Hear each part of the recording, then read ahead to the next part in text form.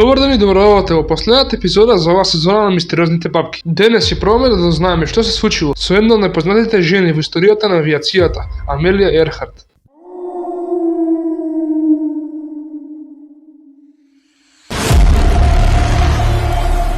На 2 јули 1937 година, Амелија Ерхарт, првата жена што го преминала Атлантикот и една од најпознатите жени во светот, исчезнала заедно со нејзиниот навигатор Фред Нунан, додека се обидувале да го обиколат светот преку екваторот. Пред да се осврнеме на инцидентот, ајде брзо да дадеме контекст за тоа колку Ерхарт беше успешна. Амелија Ерхарт е родена на 24 јули 1897 година во Ачисон, Канзас. Во 1928 година Ерхарт станала првата жена што го преминала Атлантикот, иако тоа бил како патник во авион со уште двајца пилоти.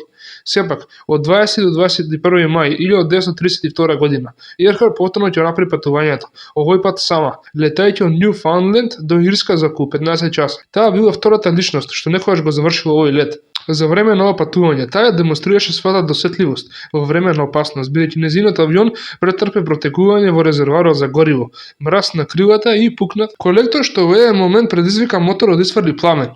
А 24 август 1932 година Ерхарт полета од Лос Анџелес до Њујорк, постојувајќи рекорд во тоа време за најдолго летано растојание без дополнување гориво. Таа исто така стана првата жена пилот што заврши трансконтинентален лет без престан. Ова не води до 1937 година, кога Ерхарт се постави за цел да го обиколи светот, цик-цак по екваторот, барајќи долги патувања над вода. Доколку успееше во тоа, таа ќе беше првата жена пилот што леташе околу светот. Нејзиното патување ќе внесеше околу 46.000 километри во текот на приближно 40 дена, почнувајќи и завршувајќи во Калифорнија, а ќе вклучуваше 20 станици, вклучувајќи ги Сан Хуан, Калкута и Банкок.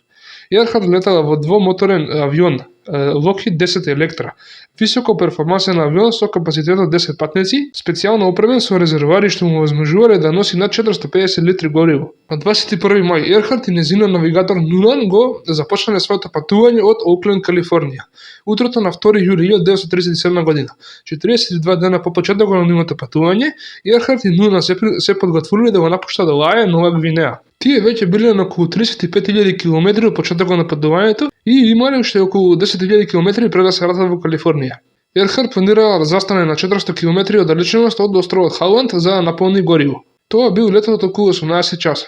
Хари Балфур, радиооператор на Гвинеа Airways во Лај, поставил распоред тој и Ерхарт да се испраќаат пораки еден на друг на секој час. Набрзо по полетувањето на авионот на Ерхарт, Балфур забележал дека спротивните ветрови биле посилни колку што мислел.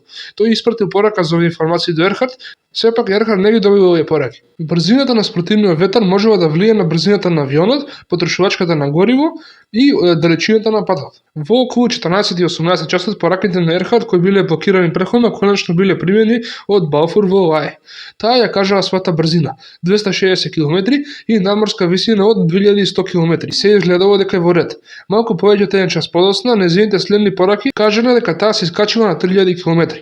Ова можеби било неекономично во однос на потрошувачката на гориво. Не е јасно зашто Ерхарт го направил ова искачување. И оваа трансмисија исто така се чинеше дека одложена. Сепак тие се уште беа на курсот и се верува дека искусниот пилот Ерхарт до тој момент би го сфатила проблемот со спротивниот ветар.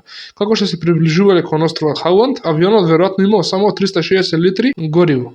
Се смета дека авионот на Ерхарт сигурно се приближил доста блиску до островот, бидејќи и таска ги слушал нејзините трансмисии кои станувале посилни како што изгред сонцето доаѓало и си одело. Всушност тие мислеле дека Ерхарт е доволно блиску што радиооператорот на бродот и таска излегол надвор да го бара нејзиниот авион. Во една од нејзините последни трансмисии Ерхарт и рекла на таска, цитирам: "Мора да сме блиску до вас, но не можеме да ве видиме." Таа преку радио рекла, цитирам: "Бензинот е при крај." Последниот пренос на Ерхарт во 8:43 часа наутро беше, цитирам: "Ние сме на линија 157-337. Ќе повториме пораката. Ќе го повтори ова на 6200 килоцикли. Почекајте." Во нејзините последни трансмисии гласот на Ерхарт беше опишан како френетичен. После ова никогаш повеќе официјално не се слушнало за Ерхарт. Кога авионот на Ерхарт не пристигнал кога требало и таска ги пребарува водите северо-западно од островот Халанд. На 7 јули, 5 дена подоцна, американскиот борбен брод Колорадо започна да ги пребарува водите на југоисток. Носачот на авиони Лексингтон пристигна набрзо потоа од својата база во Сан Диего и останал да пребарува регионот до 18 јули. До ден денес не се пронајдени ниту Ерхарт, ниту Нунан, ниту и нивниот авион. Првата теорија е можеби најшироко прифатената, дека авионот на Ерхард останал без гориво, а таа и Нуна загинале кога се урнале во океанот северо-западно од нивната дестинација. Иако скептиците истакнале дека авионот Електра со таа количина гориво би требало да издржи 24 часа, а не 20. Анализата на Центарот за мазен погон во Калтек заклучува дека со спротивниот ветар и искачувањето од 3000 км што Ерхард била принудена да го направи на почетокот на летот, нејзиниот авион би бил без гориво кога би исчезнал. Во близина на островот Хауанд, океанот е длабок околу 550 км. Од 2002 до 2017 година компанија наречена Nauticus се здружува со други групи за да ја пребарува областа од речиси 2000 квадратни наутички милји на дното на Тихиот океан, каде што може би потонала Електрата на Ерхард. Тие користеле сонарно мапирање за да го пребаруваат морското дно, но не пронашле докази за авионот. Втората теорија е дека Ерхард станала жител на островот Гарнер, сега наречен Ники Мароро, приближно 350 наутички милји јужно од островот Хауанд.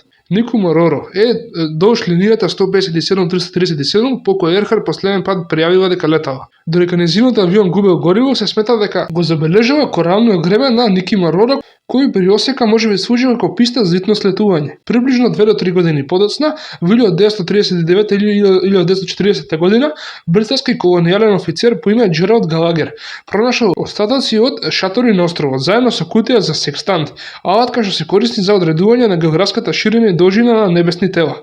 Сепак најпровокативното нешто откриено на островот од Галагер бил делумен човечки скелет, како и 12 други коски. Коските биле анализирани од доктор по име Д.В. Худлес, кој работел на медицински факултет во Фиџи. Но Худлес утврдил дека коските му припаѓале на човек кој бил низок, крупен и од европско потекло и не можел да биде ни Ерхард ни Нуна. За жал по овој заклучок, Худлес ги фрлил коските, со што спречил било какво анализирање на ДНК во нивна. Сепак меѓународната група за пронаоѓање историски авиони, позната како Тајгар, и користела оригиналните мерења на коските на Худлес и држите ажурирани бази на потоци за да утврди дека коските може би припаѓале на жена повисока од просечната со европско потекло. Се вели дека Ерхард била висока 175 или 178 см. Според директорот на Тајгар, Рик Гилеспи, причината зашто на островот имало само делумни коски била поради кокосовите ракови кои живееле таму. Тој сугерира дека кокосовите ракови ги однеле коските во дупки и дека може би ги зеле. Директорот Гилеспи исто така изјавил дека фотографија направена во 1937 година од британска експедиција во Ники Мароро покажува она што тој го смета за опрема за слетување од авион што штрчи од водата. Тој исто така верува дека Ерхард го користела радиото на својот авион за да сигнализира помош една недела по несреќата, но дека ако радиото било во вода подолго време не може да работи. Интересно е што според Гилеспи неколку можни радиопреноси од Ерхард биле слушнати во текот на целата недела по нејзиното исчезнување, кои би се совпаднале со ниската плима на тој остров, во време кога радиото на авионот можеби не било под вода. Тинејџерка по име Бети Кленк тврди дека преку нејзиното краткобраново радио слушнала женски глас како вели, цитирам: "Ова е Амелија Ерхард, помогнете ми." А исто така го слушнала истиот женски глас како се расправа со дезориентиран машки глас. Таа исто така тврдела дека слушнала, цитирам: "Водата ми е до колена, пуштете ме да излезам." Таткото на Кленк ги пријави овие наводи на неговата ќерка до кривржната стража, која не ги сфатила сериозно, бидејќи имало извештаи за десетници пораки кои наводно биле од Ерхард слушнати во сите делови на светот во деновите по нејзиното исчезнување.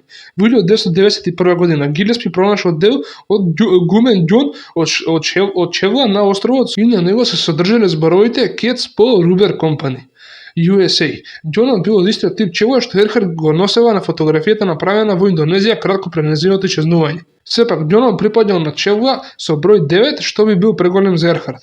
Гилеспи исто така пронашол парче алуминиум во Нику Мароро, кое се верувало дека е од авион. Од Тајгар цврсто верува дека тоа парче припаѓало на Електра, поточно крајниот дел на опашката на авионот. Иако Јевген Вонг, првиот авиатичар кој летал околу светот преку двата пола и автор на книги за Ерхард, вели дека предметниот текст дефинитивно не е од авионот на Ерхард. Други експерти, вклучувајќи го и вработениот во Локхид кој работел на авионот на Ерхард, го заклучили истото. Дополнително битно за теоријата дека Ерхард била заглавена на овој остров е фактот дека авионите на морнаницата летале над островот Ники Мароро на 9 јули, една недела по исчезнувањето на Ерхард, но не виделе ништо. Третата теорија, застапувана од Ролен Рајнек, пензиониран полковник на американските воздухопловни сили, е дека Ерхард била во договор со американската влада и дека била таен шпион. Рајнек претпоставува дека Ерхард имала план Б, по кој што ако не можела да најде островот Хауанд, требало да го фрли својот авион во близината на Маршалските острови, кои се оддалечени само 1200 км од островот Хауанд. На тој начин американската влада би можела да врши обсервација на Маршалските острови, кои во тоа време биле окупирани од Јапонија. Оваа претпоставка ја потврдуваат и мештаните од Маршалските острови, кои со децении велат дека биле сведоци на авионската несреќа на Ерхард на нивниот остров. Сепак планот тргнал наопаку кога јапонците ги пресретнале Ерхард и Нуна и ги заробиле, ослободувајќи ги години подоцна по војната. Потоа Ерхард и Нуна се вратиле да го живеат својот живот во Соединетите држави, но под лажни имиња. Некои веруваат дека Амелија Ерхард се преселил во Њу Џерси и го променила своето име во Ирен Крегњу и подоцна се омажила и станала Ирен Болан. Сепак оваа теорија изгледа неверојатна, барем од помислата дека Ерхард и Ирен Болан, бидејќи Болан го тужила издавачот на книгата што ја објавила оваа шпекулација. Исто така, според Тајгер, сличноста не е толку силна. Споредувањето на фотографиите од Ерхард со фотографиите од Болан, направени 4 децении подоцна, не ги покажуваат сличностите. Ирен Болан починува во 1982 година. Друга верзија на оваа теорија е дека откако биле заробени на Маршалските острови, Ерхард и Нуна на крајот биле погубени. Војнички офицер по име Томас Девин тврдел дека во јули 1944 година сретнал група американски маринци кои го чувале хангарот во кој се наоѓала на островот Сајпан, кој порано бил населен со јапонци, а кој неодамна бил слободен. Девин исто така тврди дека војниците подоцна го уништиле авионот. Понатаму фотографија за која се верува дека ги прикажува замаглените Амелија Ерхард и Фред Нунен на пристаниште на Маршалските острови е пронајдена во Националниот архив од страна на пензионираниот владен истражител по име Лес Кини. За жал, оваа веројатност била брзо и очигледно побиена, кога се открива дека двајца блогери ја пронашле оваа фотографија во јапонска книга објавена во 1935 година, што е 2 години пред Ерхард да исчезне. Освен фотографиите, скептиците истакнале дека Ерхард со оглед на нејзината ситуација со горивото не би можела да стигне до Маршалските острови без оглед на другото. Меѓу тие скептици се Елген Вонг, поранешен пилот, и Фред Патерсон, пилот на World Airways и експерт за авионите Електра. На крајот, многумина верува дека Ерхард доживела пат и починала на лице место. Сепак не постои начин да се докаже дека нешто друго не се случило, дека не се пронајде тело или авион случајно на Амелија Ерхард најверојатно ќе остане нерешен.